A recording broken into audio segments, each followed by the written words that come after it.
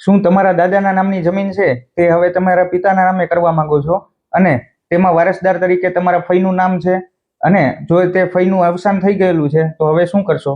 હવે સૌથી પહેલા તમારે જેટલા ફઈનું નામ વારસદારમાં બોલે છે તેમનું એક પેઢીનામું તૈયાર કરાવવું પડે અને તમારે જરૂરી દસ્તાવેજો ભેગા કરી તમારા ગામના તલાટી પાસે ફોર્મ નંબર 6 ભરાવી અને વારસ દાખલ અરજી લખાવવી પડશે, જેને વારસા એન્ટ્રી કે ફેરફાર એન્ટ્રી કહે છે.